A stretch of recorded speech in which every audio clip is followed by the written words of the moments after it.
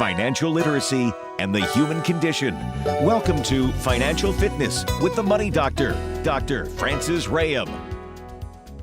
There's actually literature backing this up that therapists are in a helping profession and they feel shame about profiting.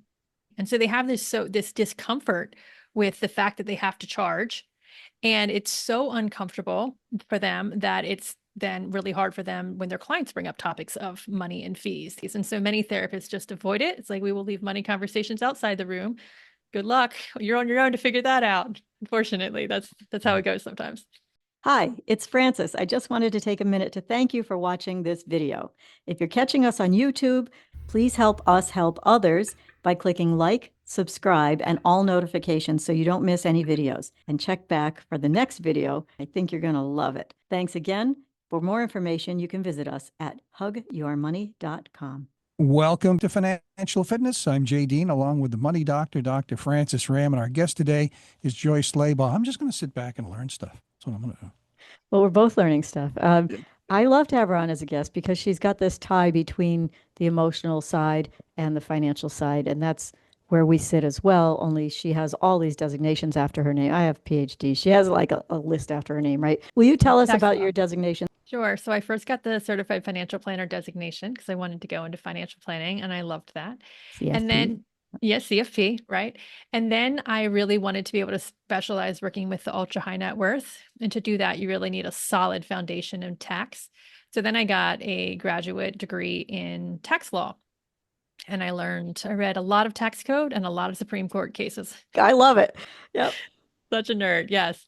And then when I made my career change and went back to study counseling to become a therapist, I got a master's degree in counseling as well.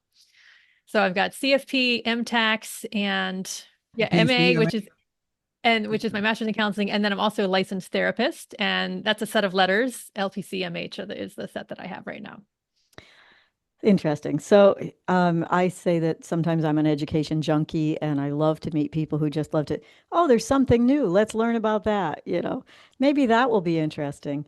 So bravo. I'm just so happy to see somebody with credentials talking about this topic, especially about money, because as you point out, a lot of therapists not only don't want to talk about money, but I can tell you from experience that we have an inordinately high number of clients who are therapists or in the mental health field.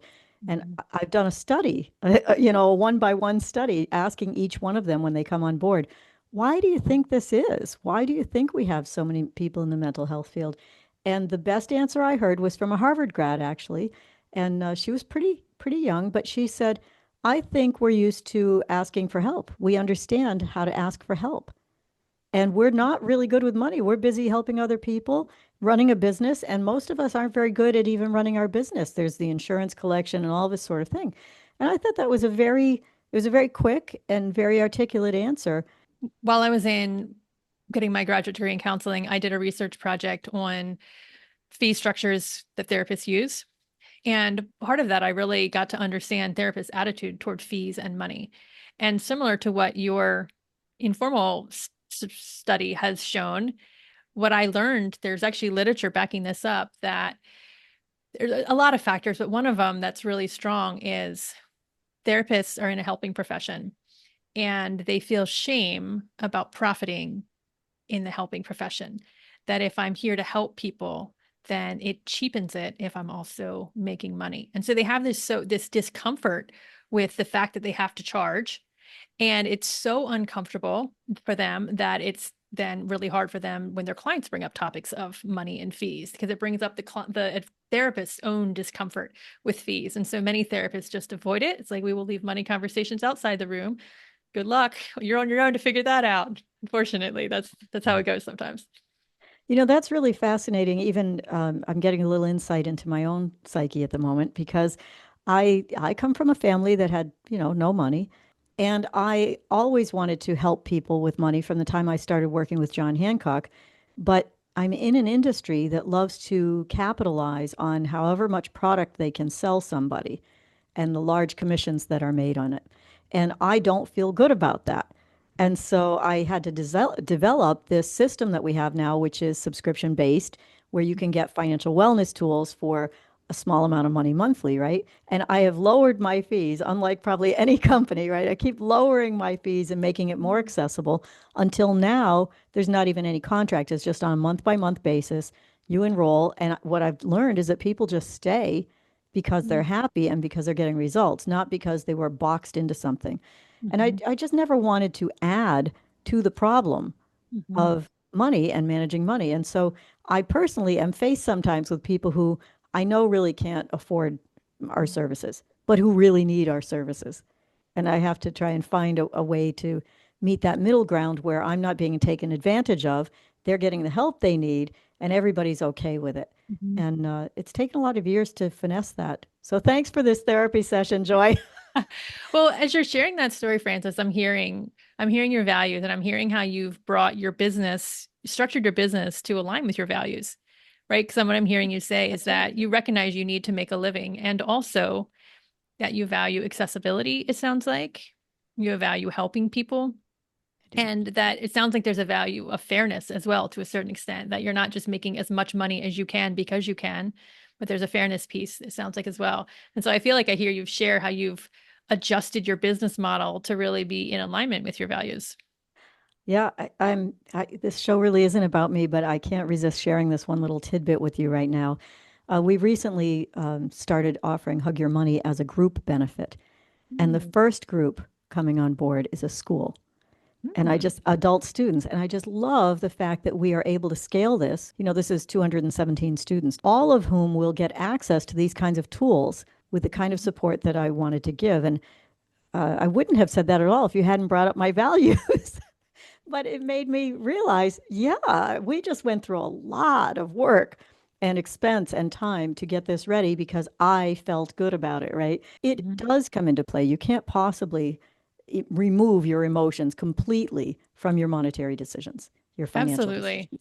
And I think this really gets to a wise statement someone said to me once, and they said, whether you realize it or not, we're making decisions based on emotions. And so the key, if we want to be really sharp, savvy decision makers, is to get curious about what the emotion is and to see it and recognize it. And that way we're not just reflexively acting, but we can acknowledge it, and then we can act with intention and make decisions. I mean, as far as I can think, I mean, I think every decision you ever make is based on emotions. So, well, we aren't robots.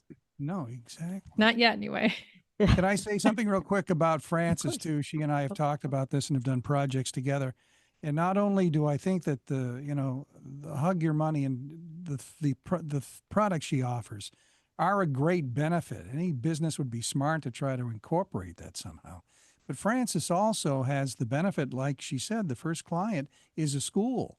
And she and I talk often about the fact that, young people just don't get an education or a proper one about handling money, Yeah. Jay and I just did a cartoon called Pablo the Pirate Cat, in which Jay is the voice of the cat. He's sitting right behind Frances. Can you see him? I got to be Pablo, Pablo's voice. And it was for 5 to 11-year-olds to teach them basic things about money in fun ways, like using jelly beans and things of that nature. And so we're working on a tweener right now. He's a little cooler with a bandana and some skateboard tricks. But yeah, just, if I would love to be able to get people at a younger age even to understand this so that they don't drag it around their whole lives. I mean, I would love to hear what you think about strategies that you offer to people or strategies that you suggest to reduce stress and help with their alignment of money. Sure.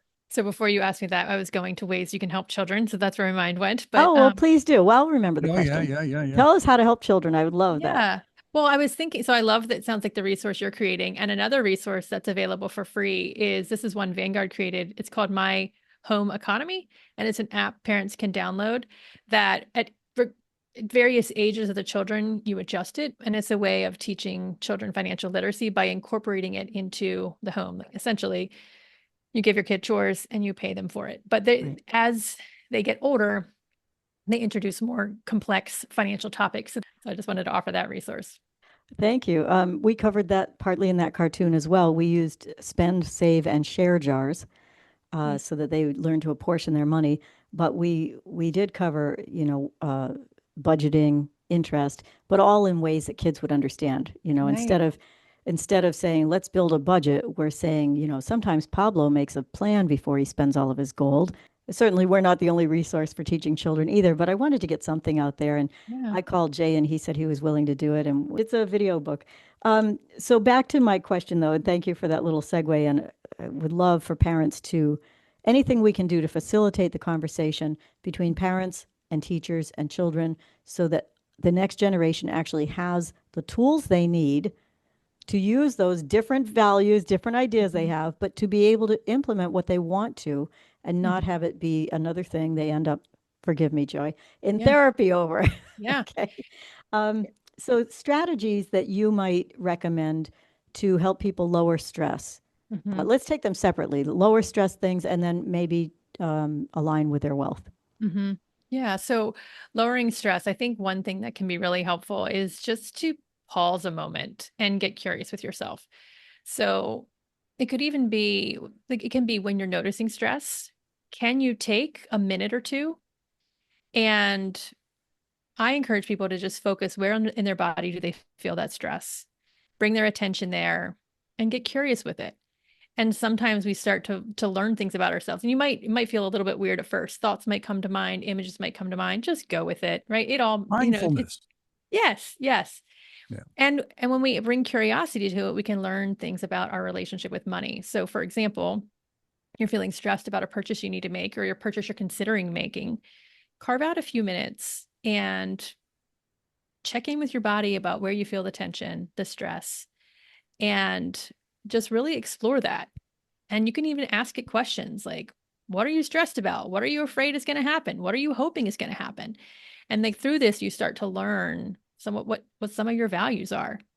So I think I mentioned earlier about like my values around money is it means safety and security for me. And the way I learned that is when I was facing a purchase I needed to make I felt very, very stressed about.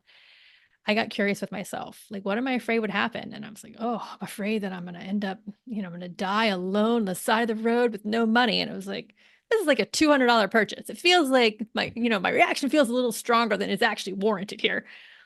But this is the beauty of when we are curious with ourselves is we learn what's actually going on, right? And that it wasn't just about the $200. It's about, oh, to me, money is about safety and security. And so I encourage people to recognize that when you're feeling stress or anxiety around money, this is an opportunity to understand yourself more deeply. If you can give yourself a little space and time to be with those fears, with those anxieties, and get curious with them, you're going to learn more about yourself and your relationship with money. And just that awareness alone can help reduce stress and it can bring a little bit more calm and a little bit more peace. I tend to tell people, give yourself a little gut check.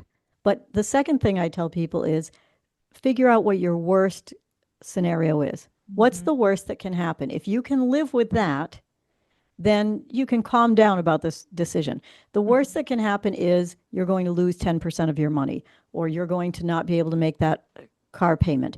Okay, what's your plan? What's your exit strategy? If you get into too much car and you can't make that car payment, what are you going to do about it? And I find that when people figure it out, they say, well, I'll just get a second job, or I'll sell some stuff, or I'll sell the car, or whatever their plan is. Once they figure out how to address the final ugly money monster problem, right? Then they feel better about making the decision. But also along the way, a lot of times people don't like what they discover and they think, oh, yeah, the worst case scenario is something I'm not very happy about. I'm not willing to do that. But that informs their decision. And then they make a decision, they make some adjustments to make the decision more wisely in a way that's more comfortable for them. Yeah, I think that makes a lot of sense. And another thing that I've also encouraged people to do sometimes is so you don't have to wait till you're feeling stressed. You can actually just imagine a room full of money and notice how you feel about it. Yeah. That can tell you a lot. Do you feel excited? Do you feel scared? And then explore it. Excited, why? Because what would that mean to you? Oh, you get to take a lot of trips. You get to do all these things. Like, okay, maybe freedom and independence is what this value is. Maybe you feel scared because it's like, I've got this room full of money and I'm afraid it's all going to go away. Like, okay, right? It's giving you data around yourself. So, That's just another thing that I've encouraged people to explore sometimes on their own. That is really insightful. I recently had a client who inherited a lot of money. They'd never had money. They didn't know it was coming. It was a total shock to her. But we talked about her values and why is this such a problem for her? And she didn't just win the lottery. The way she sees it is she has a huge sense of responsibility now that she didn't have before. When she had almost no money, but she could pay her bills and go out to eat once a week, she was fine. It was easy to manage. She never expected to have any more. All of a sudden, this influx of money comes in. She's saying, oh my gosh, I mean, this kind person left me all this money. I didn't know they were going to leave it to me. And they worked so hard for it. So now it's my responsibility to make sure that I do everything properly with it. And I don't have any of these skills. It was awful for her. Nobody would believe that, but really very hard for her to do. Go ahead. I love that you're sharing this story because I think for people who don't have a lot of money, that they're like, what do you mean rich people problems, right? But I love this story that you shared because it really illustrates how money can feel like a burden. And then you have that responsibility, and what do you do with it and how do you handle it? And so I love what I love about that story is the way you were able to meet her with compassion and really see her perspective from her point of view and meet her in that. And I think that's really beautiful and important. And that's how we can help create change with people in their relationship with money. Let's take another quick break if we can. Frances, can we get your phone number, please? Of course. It's 413-773-3333. And please feel free to visit hugyourmoney.com. We will be back with more financial fitness with the Money Doctor, Dr. Frances Rahaim. Financial Fitness with the Money Doctor is underwritten by Franklin County Technical School.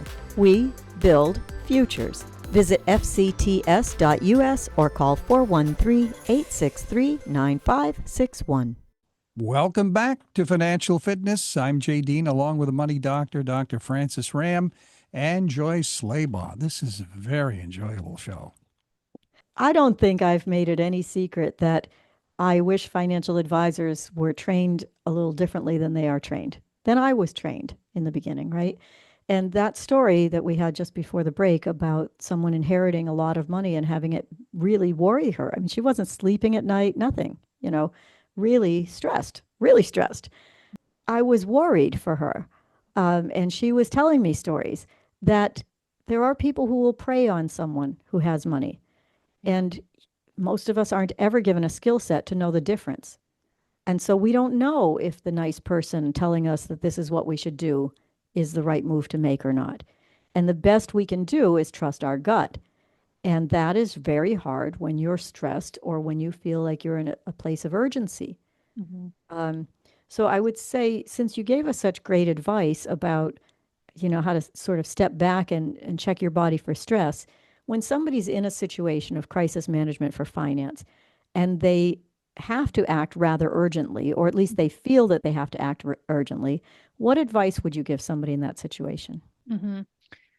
Yeah. And so there's a couple ways I can go with this question. Like, you mean about as far as like how to find a financial advisor who's not going to prey on you? Is that what you mean? No, because I think that, well, yes, you can give us that. Absolutely. That would be lovely to hear. But it wasn't where I was headed. But yes, please do tell us that. Well, one thing that I would encourage folks is talk to at least 3 people. That way you get a sense of the different flavors that are out there. Ask them about their fees. And they should be very clear and upfront with you about their fees. And if they're not, run for the hills. That is not someone you want to work with. I also encourage people to find people who have serious credentials. And so if you talk to at least 3 people, your spidey senses will be able to tell you who feels better than the others around these. And that's a great way to I think, to narrow down and find someone who's a good fit. But also, money is very personal. And do you really think they're listening to you? Are they asking questions about your life, not just your dollars? For me, that's how I would want to choose somebody. Are they really interested in providing what I need? Or is this just what they know how to do? Here's the illustration, sign the dotted line, next. I would add to that, because of what I've learned and why we built Hug Your Money, that if all they're talking to you about is your investments, not your budget, not your debt, not your life, not your goals, not your kids, I think that's a flag. I know that's what they're trained to do, but that's my point. You I don't would need agree with you. people trained to do that. You need people trained to help you, right? Right. And because investments are only helpful for you if they align with the rest of your life. And if the person's not asking about your life and your dreams and your goals, then how can you trust that the advice they're going to give you is going to help you reach your goals and dreams? And this is the piece about bringing money in alignment with your values. Ideally, you want to work with an advisor who is upfront about their values and is going to help you explore your values and then help you bring your money in alignment with that. Because this is how money can be a tool, right? It can be a tool for harm and oppression and all sorts of terrible things. And it can be a tool for bringing your dreams to life, enabling connection with the people that you love, for having impact in your community and even beyond. And so find someone that you vibe with who gets that, and then they can help you understand your values and bring them to life with your money. Yeah, I think I also want to point out that, I've been doing this since I was 23, and I started the debt portion, the budget portion, all of that, 18 years ago. And one thing I will say is that pretty much everyone in the financial industry will talk to you about investments. Some may talk to you about a budget, but even if you don't have much money, the idea of getting rid of your debt in some responsible way that you feel good about, right? Or accelerating the payoff of your debt, as we do here, is life changing. I've never met a financial advisor when I showed this to them that didn't say that changes everything in retirement because you're not depleting your assets, you're not doing that. Your asset dollars are going to last you longer, all of that. So what I would say is if you're asking questions of a financial advisor, ask them about your debt and see what they say. If they just say, well, take some money out of your 401k because you're going to pay yourself back and it's a lower interest rate, you're getting the same cookie cutter advice you could get from your hairdresser. No insult to hairdressers, but they're not trained in finance typically. Then I think, you need to dig a little bit deeper into that piece. And I think it's terribly underserved when it comes to financial wealth, that even if you don't have much money, you can improve your situation drastically by watching your budget and your debt piece. And I just don't think we're talking about it in the industry very much. I mentioned the hairdresser and I saw you smile. You're going to tell me about where people ask for help, I bet. Where do people ask for financial help from? Yeah, when I Who was do they at ask? Vanguard, I led a research project to understand where do people get referrals for financial advisors. And I was stunned to learn that one of the top places people go is their hairdresser. Yeah. That's one of their most trusted advisors. And if their hairdresser says something, then they follow it, or gives them a referral, they follow it.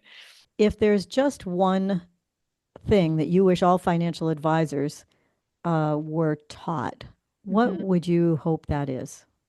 I really wish they were all taught before any client engagement, whether it's a phone call or an appointment, to take a few minutes to themselves, calm themselves, recognize what they're feeling, calm themselves, set that aside so they can then engage with their client coming from a place from calm compassion.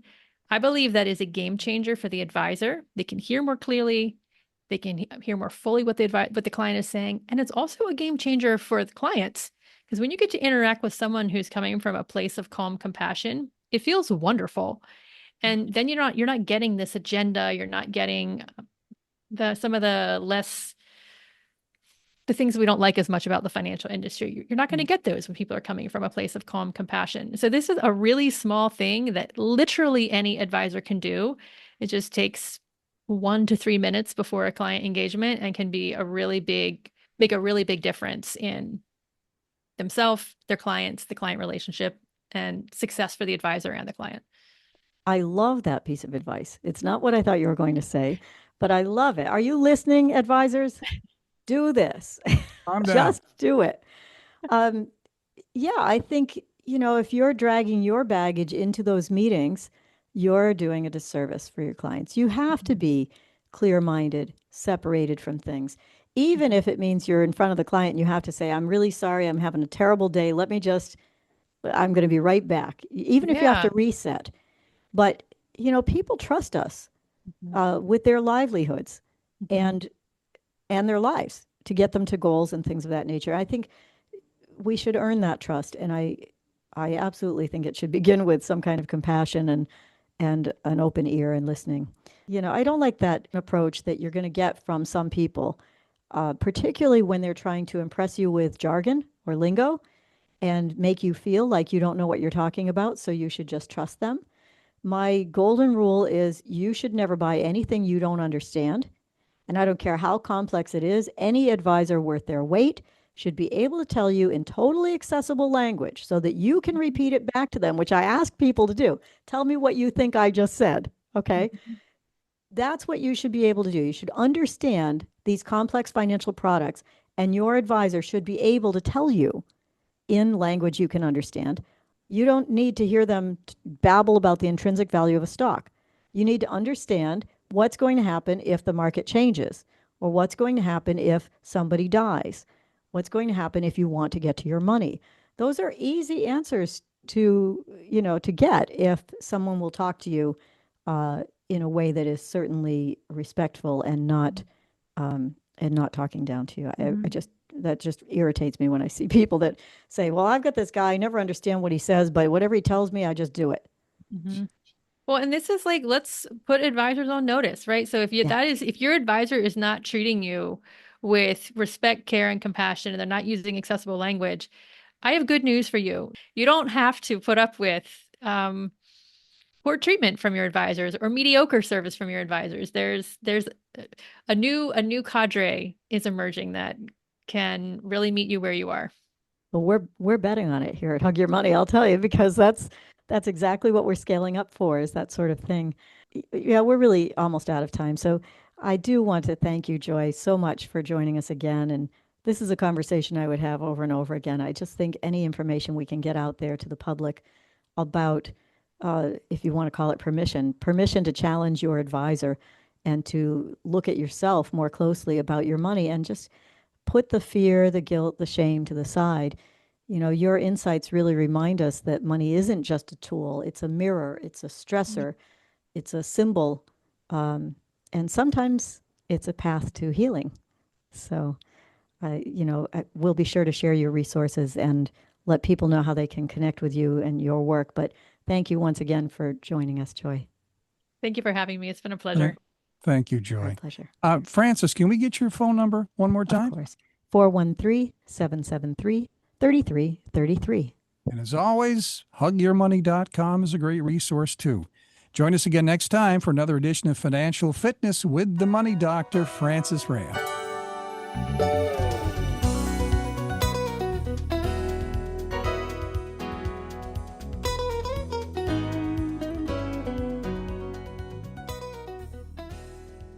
I almost asked if you could do a voice for the money monster. Oh, a voice of the money monster. Oh, it's the money monster. I've Yes. come to take it all. That's great. Financial Fitness with the Money Doctor is underwritten by Hug your money, it's where you belong. Your future's waiting, steady and strong. Dignity shines in the smallest stream. Permission granted to chase your dream.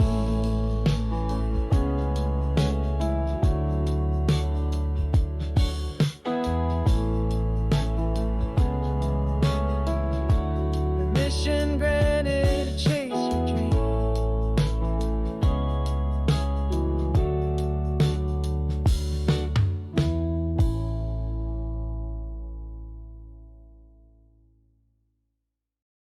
Will you help us spread the word about financial fitness? Please like, subscribe, and choose all. Thank you.